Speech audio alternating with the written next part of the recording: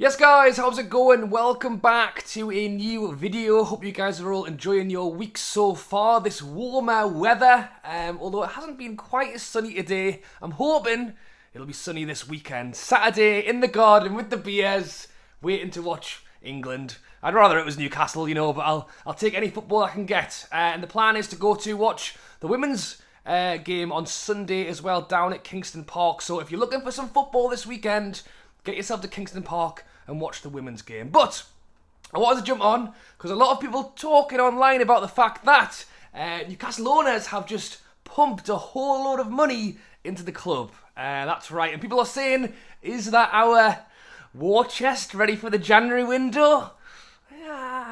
Possibly not. However, I think a fair bit of it could well be spent in January just on something else. So we'll talk about what exactly that could be in this video, as well as the fact a few photos down at the training ground.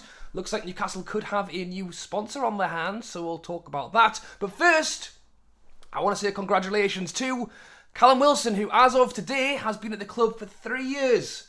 That's right, 3 years of Newcastle United for Callum Wilson. Happy days.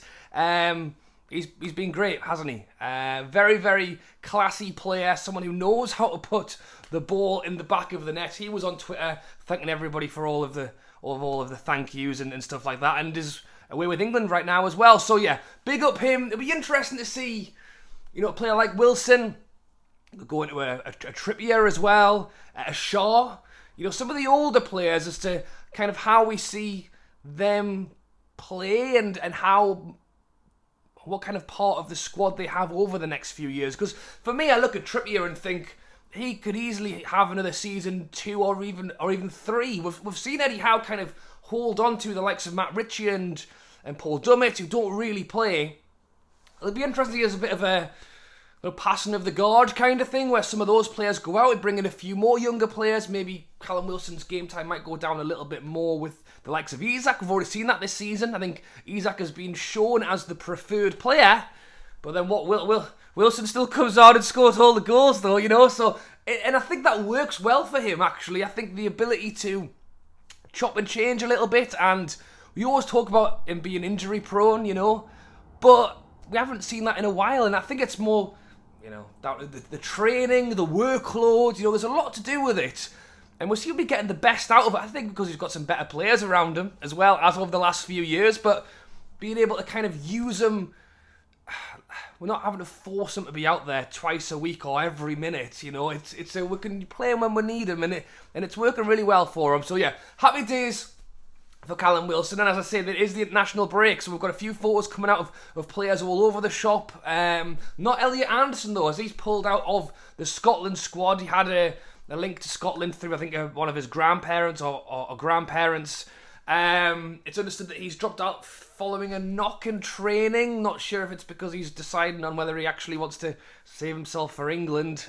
We'll have to wait and hear on that. But in terms of players being away, probably could have done with them a few more back in Newcastle, really. It's a great chance for Eddie Howe to get everybody together. Let's get prepared for Brentford and then AC Milan, because players are away and stuff. It's the break we possibly needed, but maybe not going the way we'd hoped, because all these players are away anyway. But still, maybe a chance to clear their head, do something a little bit different for a week or two, and come back with a fresh and really give it a good go. But if you're after an AC Milan ticket, they are still on sale. I think it's 20 points. Loyalty points at the moment. It looks like it could well go down. There's still a few left. It has come quite short notice. I am not going to Milan. I'm very, very sad about that. Just as I've mentioned previously with work and other stuff, I couldn't get it off. But I do have plans for Dortmund. I do have plans for PSG. Hopefully, I can get a ticket for them too. But yes, one player who looked like he could have gone, but I think will be going to Milan, is Jamal Lascelles. Has been linked away from the club despite the window closing. Well, the Saudi Arabian transfer window does finally close tonight. It's thought they're going to put even more bids for Salah. £1 billion for Salah or whatever they're going to put in. Where's the £1 billion bid for Jamal Lascelles? That's what I need to know. But even if there was a big offer, I don't know that we would accept it. You know, there's a lot of talk about the window and how Newcastle used it correctly, and I spoke previously and said that I was very happy with the window, but that's judging it off before we've played any football matches. You know, really, you judge the window in January, or you judge the window in the summer. Did those players come in? Did they hit the ground running? Did they make a big impact? I think at the moment, because we haven't had a great start, people are pointing the finger at, well, we've spent 40 million on Livermore, who's a second choice right back. Shouldn't we have spent 40 million on, another more attacking player, a right winger, or even a centre back at the minute with a couple of injuries? We have to wait and see, because as the season goes on, as we have, Brentford coming up, then with AC Milan, Sheffield United, Man City, those are all 4 games in a week. There'll be another one that weekend as well that escapes me. Lots of football coming up, but I think we will see a lot. Hall will be used a lot more. Livermore will be used a lot more, and I'm hoping it all comes together sooner rather than later. But it's not just on the field when Newcastle are doing work; it's off the field as well. Interestingly enough, Newcastle, down at the training ground, Kyle got a photo of a Ferrari with Wata for the registration plate. Now, either that guy just really likes to be hydrated, or he's possibly involved with the drinks brand Wata, the Geordie still water drink. They do energy drinks as well. They actually have a Newcastle themed drink on the website right now, which is in fact sold out. But it's getting people to put 2 and 2 together and think maybe that is the newest deal coming to Newcastle very soon. And I wouldn't be surprised, to be honest. I think we've seen the Adidas one. Everyone's very excited about that. What about one of these as a training kit? Wouldn't mind see that as well. I think there'll be a few more. It's nice though, because as much as Noon and Seller and there's a few others bring that revenue in, it's also good to see us having a few home links as well, a few more local links. As much as I want the club to grow and build and bring money in for FFP and try and help on the pitch and off the pitch, the money's got to come from somewhere. So to kind of get it from here, there and everywhere is great. But for example, to have Wata as, the training ground, home team hydration beverage or whatever would be pretty cool, and I think even on the kiosk, get you a can of water, that thing is it's recyclable because it's a can. Where's Greg's? Where's Greg's? They must be looking at that kind of stuff. And yes, it's maybe not the big $1 million deals. Possibly it's millions of dollars, to be honest, but it maybe multi-millions with the some of the money coming from further afield. But Greg's is a pretty big Greg's is a pretty big brand, It's not just Newcastle, although there's a lot of them in Newcastle. It's crazy that we don't have at least one store in the stadium as well. So yeah, that's a little bit of exciting news to hopefully maybe see something come out of as well. But I think what a lot of people are talking about is the fact that, and it's been shown on Company's House as well as a few other sources, that Newcastle have basically pushed another £60 million into the club. The sale of one share, which actually says valued, I think, allegedly believe half at 50p, I think it's valued at, but it's been bought for 60 million, which is basically a way for the Newcastle owners to take a share out and put in a lot of money back into the club. It's not something that isn't happening all over the place. It's a way of taking money from one place and adding it into another. £60 million sounds pretty good. A few people saying, well, where the hell was that money in the summer window? People saying, is that the money ready for the January spends? Let's get ahead of the curve. Let's get the money in the club and get ready to start spending.